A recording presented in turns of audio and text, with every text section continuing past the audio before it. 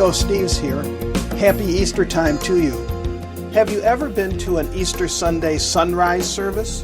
I've mostly gone to the midnight services, which are inspiring.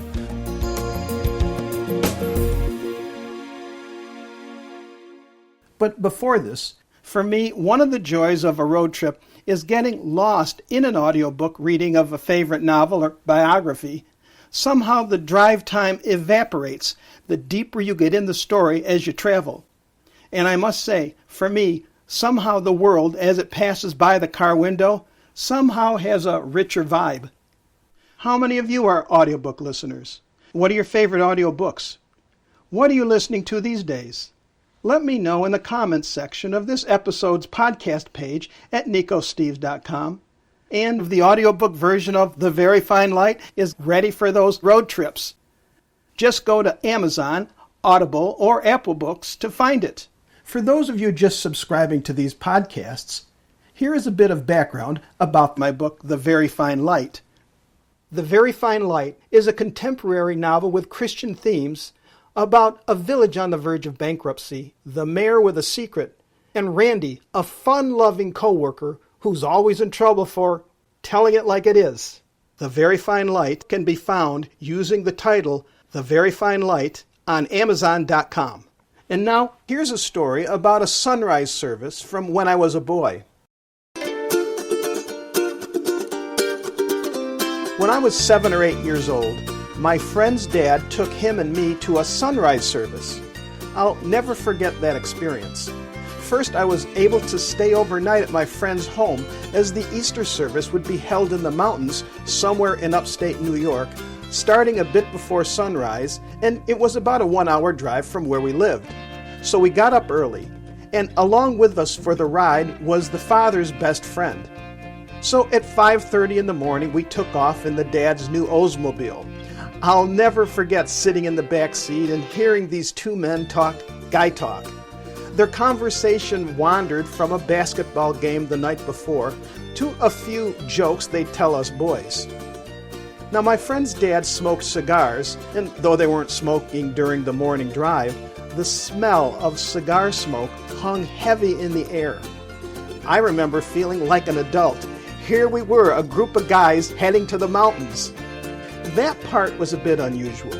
My friend's father rarely, if ever, attended Sunday services, and based on the conversation between the two men, neither did his pal. I remember thinking the fact that these two men were making this effort so early in the morning seemed unusual. We'd always go to church with our mothers. Finally, our Oldsmobile turned onto a dirt road leading up the mountain. We parked behind a long line of red taillights outlining the winding uphill corridor. We followed the other intrepid pilgrims up a densely forested slope. I remember the air was very cold. There was a clearing at the top of the rounded apex of the mountain. Perhaps the area was a third the size of a football field. At one end was a stage with about 10 ministers or preachers getting ready. Headlight beams from 2 cars lit up this stage, and a PA system did a sound check that echoed across the vastness beyond our mountaintop. They had timed their event very well. The car headlights shining on the stage were turned off, and suddenly everything was pitch black, and the people stopped talking. A preacher told us all to be silent for a moment. I remembered looking at the stars. They were so bright and stood out in the darkness. As the service continued, a slight hint of illumination could be seen to the east.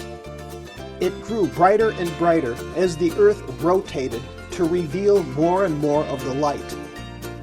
I remember as we began to recite the Lord's Prayer, the valleys beyond were getting lit with the sun just beginning to pop above what looked to me like the edge of the earth.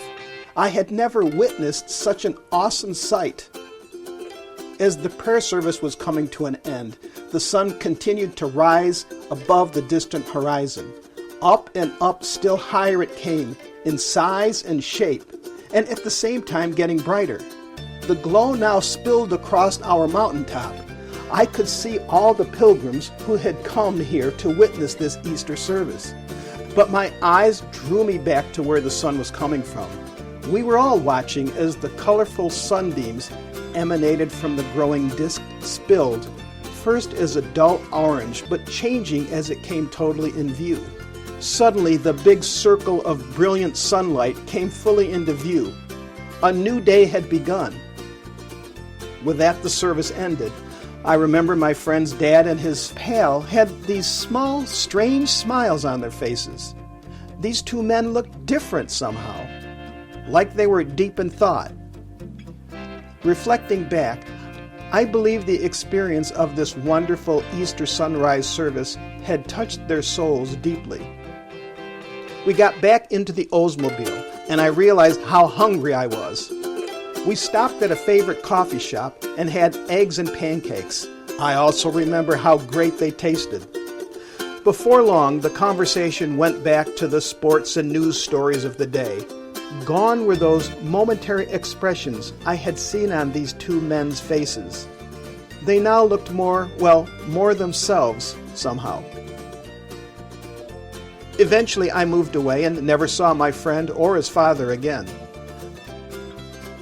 But I will never forget the men's faces after that Easter sunrise service. Have you ever been to an Easter sunrise service? Let me know in the comments section or at nicosteves@gmail.com.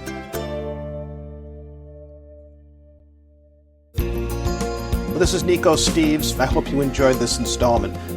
My new book, The Very Fine Light, is available on Amazon.com. Please feel free to contact me at nicosteves.com. That's Nikos Steves, Steves.com.